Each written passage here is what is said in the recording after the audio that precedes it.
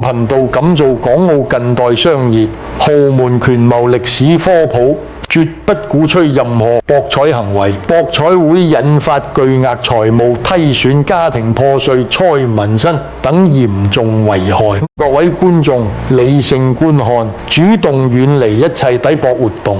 歡迎返嚟《對歌全之解》EP17，上一集 EP16。我同大家講透，億財富從來唔係靠豪執投機得來，真正長久嘅積累，依靠踩準時代窗口，長期佈局，追求財富確定性。日轉入另一個豪門肉後核心話題，點解所有頂層家族都唔中意後代過度有野心？好多普通人以為子女野心越大越敢衝，因為發揚光大祖業。但我縱觀半世紀世家興衰，得出一句扎心真相：平庸之人尚能穩守家業，野心大過格局之人，佢遲早會掏空整個家族啊！好多年輕後生從細生活無憂，見到上一輩手握千億資產，心底滋生極大野心，想快速擴張、跨行業博高回報，靠高利嘅快速擴大版圖。呢類人往往有一個致命短板，只睇得到擴張帶來嘅利潤，完全忽略背後隱藏嘅系統風險。佢哋冇經歷過壯豔時期嘅生死危局，唔懂得敬畏市場周期、政策調控、資金鏈壓力，手握龐大資本，只憑一腔熱血衝動決策。對於普通壯豔者，有野心係優點。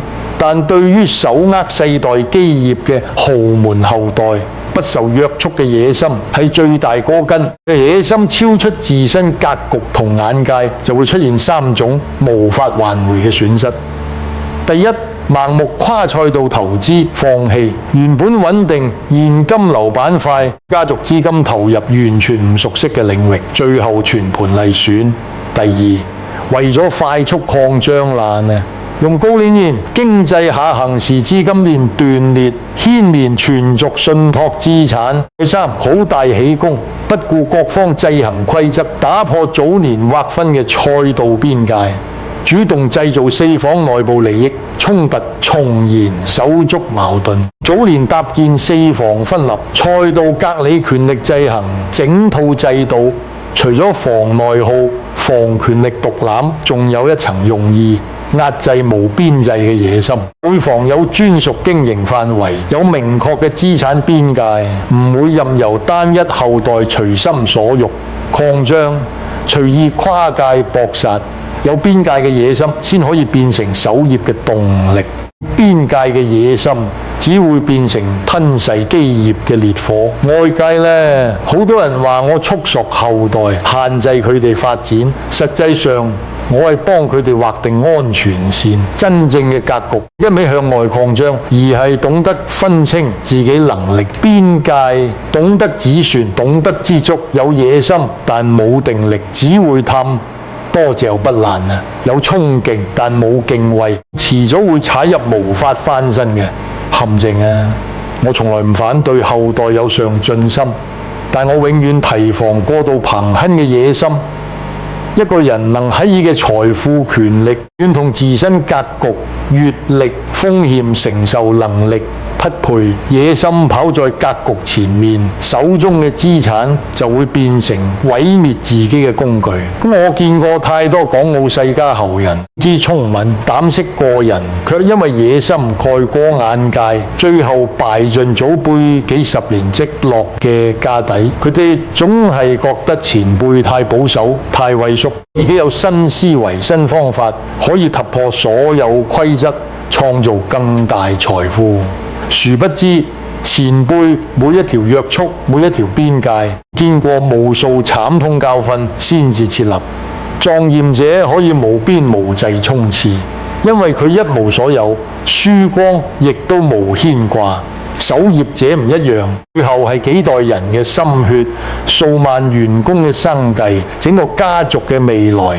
一旦貿然無盡，輸掉嘅唔單止金錢，仲有幾十年建立起嘅人脈同信譽，多人分唔清上進心同無道野心嘅分別。上進心係守好手上賢，有產業，穩步深耕，細水長流；無道野心係睇唔到眼前嘅穩定，追尋虛，無灣仔嘅巨大回報，永遠唔滿足，永遠想壓上全部搏一把。我對四房子女從細嘅教導，永遠係先修格局，再談野心。閱歷夠，眼界發，識得控風險，先至可以給予更多自主經營空間啊！如果心性浮躁，貪念太重，只識得衝，唔識得退，就算佢有再大嘅抱負，我都會用制度限制佢可跳動嘅資產規模。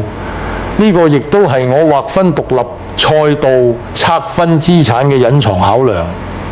就算某一房後代野心過剩，讓掌握嘅資產都有上限，唔會有足夠實力牽連。全族一同冒險制度嘅作用，就係當人性失控嘅時候，有一道無法逾越嘅防線。我以為平庸係家族嘅災難，真正嘅災難係一個有野心卻毫無底線同敬畏之心嘅掌權人。平庸者至少安守本分，會主動惹嚟滅頂風險；野心蓋過格局者，只會主動尋找高風險機會，將全族拖入深淵。下一集 EP18 會拆解港澳豪門隱藏嘅信託底層設計。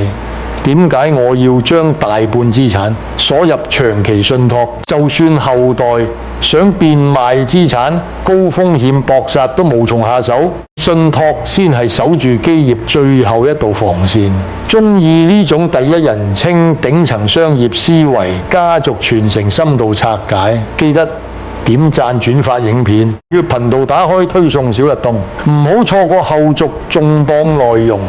評論區留言分享你嘅睇法，子女發展野心重要，還是定力格局更重要？